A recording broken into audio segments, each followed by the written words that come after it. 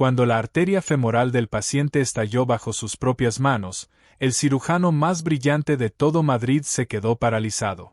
Todo lo que había aprendido en las mejores universidades de Europa se evaporó en un instante, mientras la sangre teñía el suelo de un rojo imposible de contener. Fue entonces cuando la enfermera más callada del turno de noche lo apartó de un empujón y tomó el control con una precisión que nadie en aquel hospital había visto jamás. Nadie imaginaba que esa misma noche, la mujer que apenas hablaba en las reuniones de personal revelaría un secreto capaz de cambiar la vida de todos los presentes. El Hospital Universitario San Rafael, en pleno centro de Madrid, olía a desinfectante, a café recalentado y a ese aroma metálico que solo deja el miedo humano. Eran las 2 de la madrugada de un viernes, la hora en la que la ciudad enseña su cara más oscura y toda esa oscuridad terminaba cruzando las puertas de urgencias. Elena Ibáñez ajustó las mangas de su uniforme azul marino, asegurándose de que cubrieran por completo sus muñecas. A sus 33 años, Elena era considerada la enfermera más fiable, al mismo tiempo, la más anodina del turno nocturno. Casi nunca hablaba en los descansos, jamás participaba en los cotilleos de la cafetería y poseía una calma que muchos confundían con falta de carácter. Era eficiente, discreta y segura. Exactamente como ella quería ser. Sus mangas largas escondían el tejido cicatricial que subía en espiral por su antebrazo izquierdo, recuerdo de metralla, hasta perderse bajo el hombro. También escondían la tinta ya desvaída de un puñal alado tatuado en su brazo derecho. Elena, necesitamos una vía en la cama 4, gritó la enfermera Marta, corriendo con una pila de sábanas limpias. Le han reventado las venas, es un habitual, dijo con voz baja y firme, entrando en el box 4. En menos de 5 segundos encontró una vena viable en el pie del paciente y deslizó la aguja con un movimiento tan suave que el hombre apenas soltó un gruñido de sorpresa. Para Elena, aquello no era estrés. Aquello era descanso. Buen trabajo, Ibáñez, dijo una voz llena de superioridad desde la puerta. Elena no necesitó girarse para saber que era el doctor Álvaro Marín, el niño mimado de San Rafael, formado en Londres, con un talento en el quirófano solo comparable a su ego descomunal. Llevaba el pelo perfectamente peinado incluso a esas horas y trataba al personal de enfermería como si fueran herramientas con pulso. Solo hago mi trabajo, doctor, murmuró Elena, fijando la vía con cinta adhesiva. Pues sigue así. El panel está tranquilo esta noche, pero presiento que algo se avecina, dijo Marín apoyado en el marco de la puerta, mirando su reloj de lujo. Si llega algo grande, exijo que se siga el protocolo al pie de la letra. Nada de improvisaciones en mi sala de traumatología. Entendido, doctor, respondió ella, manteniendo el rostro inexpresivo mientras contenía una sonrisa amarga. El protocolo de Marín estaba escrito para salas estériles y ambientes controlados. No contemplaba el barro, ni la oscuridad, ni el rugido ensordecedor de las hélices de un helicóptero. Antes de que Marín pudiera soltar otro consejo no solicitado, el teléfono rojo de emergencias en el mostrador central comenzó a chillar. No era el tono habitual de las ambulancias. Era la sirena aguda que se salta la centralita y va directa a la mesa de traumatología. Una alerta de víctimas masivas. Marta cogió el auricular. El color desapareció de su rostro en tiempo real. Colapso estructural en un banco del centro, seguido de reportes de explosiones secundarias, anunció con la voz temblando en medio de un silencio absoluto. Nos envían a los críticos. 3 ambulancias llegan en 3 minutos. Traumatismos penetrantes, aplastamientos, amputaciones. Están hablando de un ataque coordinado. El doctor Marín aplaudió con los ojos encendidos por la adrenalina de quien está a punto de actuar en el escenario más importante de su carrera. Vamos a movernos. Quiero los boxes 1, 2 y 3 preparados. Protocolo de transfusión masiva en espera. Ibáñez, tú vienes conmigo al box 1. Nos quedamos con el paciente prioritario. Elena no celebró ni entró en pánico. Un interruptor escondido en la zona más oscura de su mente se activó. El ruido de la sala, el pitido de los monitores, las voces del personal, todo pareció apagarse de golpe. Su visión se estrechó, hiperconcentrada. Caminó hacia el carro de material y, en silencio, comenzó a llenarse los bolsillos con tijeras de trauma, torniquetes de combate y tubos torácicos de grueso calibre, como si se preparara para algo muy distinto a una sala de urgencias. «Ibáñez, ¿qué haces?», preguntó el doctor Marín al ver el material asomando entre los bolsillos de su uniforme. «Tenemos kits estériles preparados». Los kits estériles tardan demasiado en abrirse cuando un paciente se desangra por una herida de metralla, doctor, respondió ella sin levantar la vista. Marín frunció el ceño, dispuesto a reprenderla por su insubordinación, pero las puertas del box se abrieron de golpe.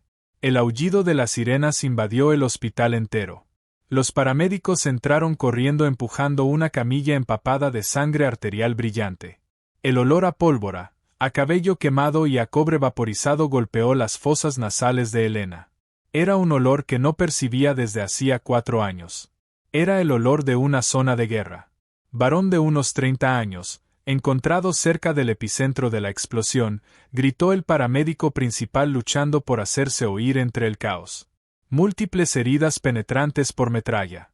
Sistólica en 60 y bajando rápido. Tiene una hemorragia yustacorporal masiva en la ingle derecha. No pudimos colocar torniquete lo bastante arriba. Trasladaron al hombre al box 1. Era una ruina de carne desgarrada y hollín. Su pierna derecha estaba destrozada, pero la amenaza inmediata era la fuente de sangre oscura y pulsante que brotaba de la unión entre su pierna y la pelvis. La arteria femoral estaba seccionada demasiado alto para un torniquete convencional.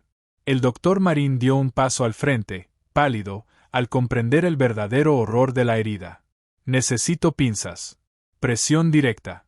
Que alguien traiga una gasa», gritó Marín con la voz quebrándose ligeramente. Introdujo las manos enguantadas en la herida, intentando pinzar a ciegas la arteria seccionada. La sangre le salpicó directamente la pantalla facial. Retrocedió, resbalando en el suelo mojado. El monitor empezó a emitir una alarma aguda y constante. «Se está desangrando. Presión 40 sobre palpable». «No encuentro el vaso», dijo Marín entre pánico, con las manos temblando mientras hurgaba a ciegas en la cavidad de la ingle. «Doctor», dijo Elena, y su voz cortó la sala como un bisturí.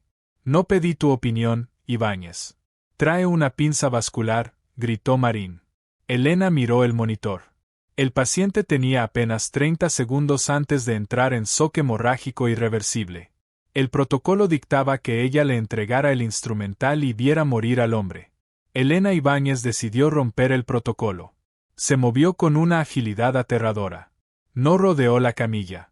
Saltó por encima del extremo inferior, colocándose junto al hombre moribundo con una determinación que ninguno de los presentes había visto antes en ella. «Muévase», ordenó Elena. «¿Quién te has creído que eres?», empezó Marín. Ella no esperó respuesta. Le empujó con el codo contra la mampara de cristal. Marín tropezó, con los ojos abiertos por la sorpresa y la furia. «Marta, necesito una sonda Foley de 24 French, una jeringa de 60 centímetros cúbicos y suero salino. Ahora», ordenó Elena con una autoridad que parecía pertenecer a un campo de batalla y no a un hospital civil. Marta, paralizada por el fallo de Marín y la repentina dominancia de Elena, corrió hacia el carro de suministros. Elena no esperó el material. Apoyó su rodilla derecha sobre la ingle del paciente, dejando caer todo su peso sobre la herida. Fue un movimiento brutal, doloroso, pero efectivo. El chorro de sangre se redujo de inmediato a un goteo lento. Toda la sala se quedó mirándola. La enfermera de triaje estaba arrodillada sobre el paciente, cubierta de sangre, respirando con calma, sus ojos fijos en el monitor. «Sistólica estable en 50», anunció Elena sin emoción en la voz. «Marta, la Foley». Marta le entregó la sonda estéril y la jeringa. Marín se apartó de la pared, con el rostro morado de ira. «Enfermera Ibáñez, estás agrediendo a un paciente. Apártate ahora mismo o haré que te detengan». Elena lo ignoró por completo. Marta conectó 2 unidades de sangre O negativo al infusor rápido. «Cuelga 1 gramo de ácido tranexámico». «No tienes autoridad para prescribir eso», bramó Marín, avanzando para agarrarla físicamente. Elena, sin siquiera mirarlo, desplazó su peso, liberó una mano y apuntó sus tijeras de trauma ensangrentadas directamente al pecho de Marín. La mirada en sus ojos lo detuvo en seco. No era la mirada de una enfermera nerviosa. Era la mirada fría y vacía de un depredador. Si me tocas, doctor, este hombre muere, dijo ella con un susurro letal que resonó por toda la sala en silencio. Y si muere porque interferiste en el control de la hemorragia, me aseguraré personalmente de que el colegio médico te quite la licencia, suponiendo que sobrevivas a los próximos 5 minutos conmigo en esta sala. Ahora retrocede y compórtate como un médico, o sal de mi triaje. Marín tragó saliva y dio un paso atrás, sin saber que aquello era solo el principio de una noche que revelaría quién era realmente Elena Ibáñez. Elena volvió su atención a la herida. Mantuvo la presión con la mano izquierda mientras con la derecha guiaba la gruesa sonda Foley directamente hacia el interior del orificio irregular en la ingle del hombre, siguiendo a ciegas el trayecto de la metralla hasta sentir cómo la punta atravesaba la pared arterial seccionada. Inflando el balón, anunció Elena. Conectó la jeringa e inyectó 60 centímetros cúbicos de suero en el balón situado en la punta del catéter, en lo más profundo de la pelvis del hombre. Liberó lentamente la presión de su rodilla. El balón, ya del tamaño de un limón dentro de la cavidad de la herida, comprimió la arteria desgarrada desde el interior. La hemorragia se detuvo por completo. Taponamiento conseguido, dijo Elena, dejando escapar un suspiro largo y controlado. Marta, ¿dónde está mi sangre? Infundiendo ahora. La presión sube. 65, 70 sobre 40. El ritmo cardíaco se estabiliza, tartamudeó Marta, mirando a Elena como si fuera un fantasma. Elena cogió un rollo de gasa de combate de su bolsillo y empaquetó rápidamente el resto de la herida, vendándola con firmeza. Dio un paso atrás, con el uniforme empapado de rojo desde la cintura hacia abajo. Miró al doctor Marín, que observaba fijamente el improvisado dispositivo que sobresalía de la pierna del paciente, un torniquete yustacorporal improvisado, una técnica de campo de batalla que se usaba cuando los quirófanos modernos estaban a miles de kilómetros de distancia. Está estable para el traslado, doctor, dijo Elena, con la voz recuperando su tono habitual, bajo y tranquilo. Le sugiero que lo lleve a quirófano y repare el vaso antes de que la isquemia del tejido se vuelva permanente. Tiene aproximadamente 90 minutos. Marín se quedó paralizado, abriendo y cerrando la boca. Finalmente, su instinto quirúrgico se abrió paso a través de la niebla de su ego destrozado. Muévanlo. Llévenlo a quirófano 1. Vamos. El equipo de trauma rodeó la camilla y sacó al paciente estabilizado del box. Marta se quedó un segundo mirando a Elena. Ibáñez. ¿Qué ha sido eso?, susurró. Solo fontanería, Sara, respondió Elena en voz baja, caminando hacia el lavabo para limpiarse la sangre de las manos. Mientras el agua caliente corría sobre sus dedos, tiñendo la pila de rosa, Elena se miró en el espejo. Las luces estériles de San Rafael se desvanecieron por una fracción de segundo, reemplazadas por el polvo sofocante de una provincia afgana que había jurado olvidar. Escuchó el golpeteo grave de las hélices de un helicóptero Chinook. Cerró los ojos con fuerza, apartando el fantasma, y se secó las manos. El turno estaba lejos de terminar. 3 horas después, Urgencia se había asentado en un silencio agotado y sombrío. Las víctimas de la explosión del banco habían sido clasificadas, tratadas y enviadas a la UCI, al quirófano o al depósito. Elena estaba en la sala de descanso, a oscuras, sosteniendo un vaso de café tibio.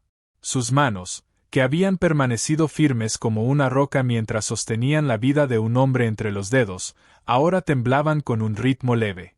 La bajada de adrenalina. Siempre era la peor parte. La puerta se abrió de golpe. La luz dura del pasillo cortó la oscuridad. El doctor Álvaro Marín apareció en el umbral, todavía con el gorro quirúrgico puesto y la mascarilla colgando del cuello. Ya no parecía arrogante. Parecía alterado y profundamente peligroso. Sobrevivió, dijo Marín, con la voz tensa. Le injertamos una vena de la pierna sana. Fue un desastre, pero conserva la pierna y la vida gracias a un globo. Me alegra escucharlo, doctor, dijo Elena, mirando fijamente su café. Marín cruzó la sala en 3 zancadas y golpeó la mesa con las manos frente a ella. El café tembló. Déjate de rodeos, Ibáñez, siseó Marín. Un taponamiento con balón mediante sonda Foley para una hemorragia justa corporal incompresible. Eso no está en ningún protocolo de enfermería. Eso no se enseña en ninguna facultad de medicina civil. Solo lo he leído una vez, en una revista de trauma militar escrita por equipos quirúrgicos avanzados en zonas de conflicto. Te saltaste la cadena de mando, agrediste a un médico adjunto y ejerciste la medicina sin licencia. Salvé a un hombre de desangrarse, respondió Elena, alzando finalmente la mirada hacia la de él, fría e inquebrantable. Si quieres denunciarme al colegio, hazlo. Pero tú y yo sabemos que te quedaste paralizado, Marín. Ibas a dejarlo morir. La mandíbula de Marín se tensó. Sabía que ella tenía razón. Si la denunciaba, todo el hospital se enteraría de que el niño mimado se había congelado y que una enfermera de planta había salvado el día.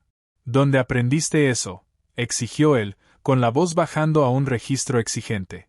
¿Quién eres tú? Elena lo observó. Él era un civil. Vivía en un mundo de seguros de responsabilidad civil, fines de semana de golf y ambientes esterilizados. No tenía idea de lo que significaba sostener el corazón latiente de un chico de 18 años en la parte trasera de un helicóptero a oscuras, bajo fuego enemigo. Se inclinó hacia adelante, con el rostro medio iluminado por la luz de la máquina expendedora. Y susurró 3 palabras que cambiarían para siempre la forma en que el doctor Álvaro Marín la vería. Los Night Stokes no se rinden. Marín parpadeó, sin comprender aquella frase que sonaba a un idioma completamente ajeno a su mundo. ¿Qué?, preguntó. Unidad de Operaciones Especiales de Aviación, dijo Elena en voz baja. Fui enfermera de vuelo adscrita a unidades de operaciones especiales. 3 despliegues en Afganistán, 2 en Siria. He recompuesto miembros arrancados en plena oscuridad mientras el helicóptero soportaba maniobras que te harían vomitar. Soy enfermera de urgencias porque quería una vida tranquila. Doctor Marín, no confunda mi silencio con incompetencia. Marín la miró fijamente, mientras las piezas encajaban lentamente en su cabeza. La forma en que había manejado el trauma, la ausencia total de emoción, las mangas largas. Eras militar, susurró Marín. Todavía lo soy, en mi cabeza, respondió Elena, poniéndose de pie. Tiró el café sin tocar a la papelera. Guarda mi secreto, doctor, y yo guardaré el tuyo. Tú serás el cirujano héroe que salvó a la víctima del banco, y yo volveré a poner vías intravenosas. ¿Entendido? Antes de que Marín pudiera responder, la puerta de la sala de descanso se abrió de nuevo. Era Marta, sin aliento y con el rostro pálido de terror. Ibáñez, Marín, la policía está aquí. Y también la agencia de inteligencia, dijo con la voz temblando. ¿Por las víctimas de la explosión?, preguntó Marín, alisándose el uniforme, intentando recuperar algo de autoridad. No, tragó saliva Marta. Es por el hombre del box 1. El que salvaste, Ibáñez. Han encontrado restos de explosivo militar en su ropa y un detonador en el bolsillo. No era una víctima del atentado del banco. Era el autor del atentado. La temperatura de la sala pareció desplomarse de golpe. Elena se quedó paralizada. El terrorista, repitió Marín, mirando a Elena. Ha salvado a un terrorista. Elena pasó junto a Marín y caminó a paso rápido por el pasillo hacia la UCI, donde habían trasladado al paciente. 2 policías armados y un hombre con un traje sencillo ya esperaban frente a las puertas de cristal de la habitación 4. Elena se detuvo a 6 metros, con los ojos recorriendo al paciente a través del cristal. El hombre estaba inconsciente, intubado, con los brazos apoyados sobre los raíles de la cama. No fue su rostro lo que llamó la atención de Elena. Fue su antebrazo derecho, expuesto donde la bata del hospital se había deslizado hacia arriba. Había un tatuaje, una serpiente negra y dentada enroscada alrededor de una espada rota. La respiración de Elena se cortó en su garganta. Las paredes del hospital parecieron deformarse ante sus ojos. Era un emblema, pero no de un cártel, ni de una banda callejera. Era el símbolo de la mano de Gedeón, una organización paramilitar clandestina y altamente peligrosa. Una organización que la unidad de Elena había enfrentado en un tiroteo secreto y sangriento en las montañas de Kunar 5 años atrás. Una organización que se suponía completamente aniquilada. Enfermera Ibáñez. Elena se giró de golpe. Detrás de ella había un hombre que jamás había visto. No llevaba uniforme policial ni el traje barato de un agente local. Vestía un traje gris marengo impecablemente cortado, y su postura gritaba rango militar. ¿Quién pregunta?, dijo Elena, con los músculos tensándose de inmediato, preparándose para una posible confrontación. El hombre metió lentamente la mano en su chaqueta y sacó una cartera de piel. La abrió. Era una identificación oficial del Centro Nacional de Inteligencia. Capitán David Cabrera, dijo el hombre con voz suave, mientras miraba de reojo al paciente inconsciente en la cama de la UCI, y luego clavaba sus ojos azules y penetrantes en Elena. Vi el informe del incidente en el box de triaje, Sargento Ibáñez, dijo Cabrera, usando su antiguo rango. El truco de la sonda Foley. Ingenioso. Siempre fuiste la mejor médica de la unidad. Ahora soy civil, respondió Elena con voz tensa. No sé quién es usted. Eres una civil que acaba de salvarle la vida a un fantasma, replicó Cabrera en voz baja, acercándose lo suficiente para que solo ella pudiera oírlo. Ese hombre ahí dentro se suponía que estaba muerto. Lo matamos en Cunar. Y si está vivo, significa que la operación fue comprometida. Toda tu unidad está en peligro, Elena. Elena miró al terrorista, luego a la gente. La vida tranquila y segura que había construido en Madrid se desmoronaba en cuestión de segundos. La guerra no se había quedado en el desierto. La había seguido hasta casa. Coge tu abrigo, sargento, dijo Cabrera, con un tono que no dejaba lugar a discusión. Tu turno ha terminado. Tu despliegue acaba de empezar. Elena permaneció inmóvil en el pasillo estéril de la UCI, con las luces fluorescentes zumbando sobre su cabeza como un enjambre de avispas furiosas. Sus ojos iban del capitán Cabrera al hombre inconsciente en la cama, y luego bajaban hasta la sangre que aún manchaba su uniforme azul marino. Durante 4 años había librado una guerra silenciosa para enterrar a la sargento Elena Ibáñez, la endurecida enfermera de vuelo que había visto demasiada sangre y escuchado demasiados gritos. Había construido con cuidado a Elena, la callada enfermera de triaje. En menos de 3 horas, esa vida cuidadosamente construida se había hecho pedazos. No voy a ir a ninguna parte con usted, dijo Elena, con la voz bajando a un tono peligroso. Cumplí mi tiempo. Me licencié con honores. Lo que la agencia dejó sin resolver en Cunar es su problema, Cabrera. Ahora salvo vidas, no las quito.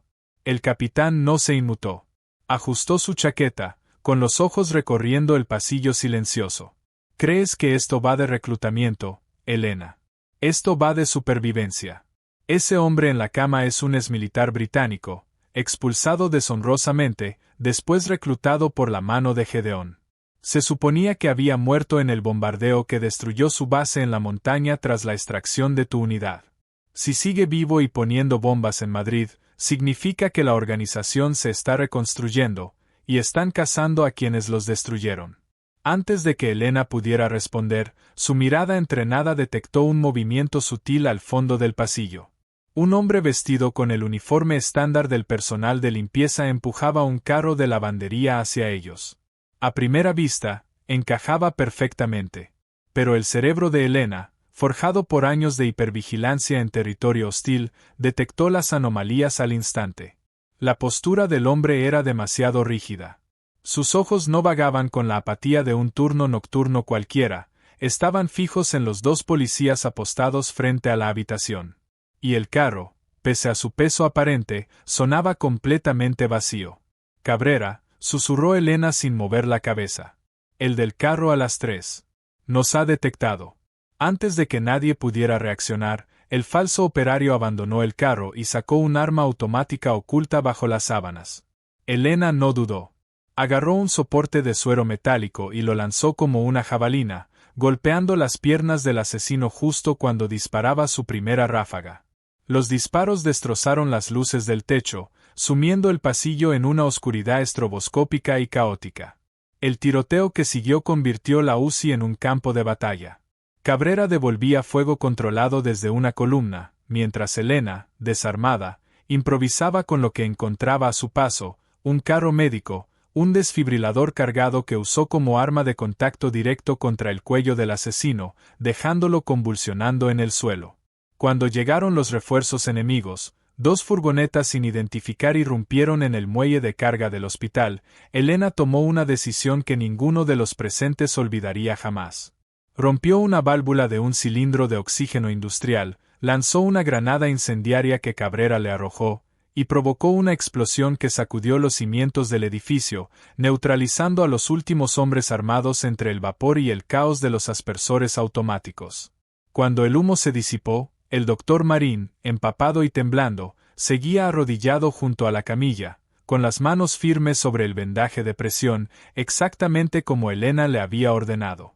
«Está estable», tartamudeó, mirándola con una mezcla de terror absoluto y auténtica admiración. «Hiciste bien, doctor», dijo Elena con suavidad, ayudándolo a levantarse. Se desabrochó la identificación del Hospital San Rafael y se la entregó.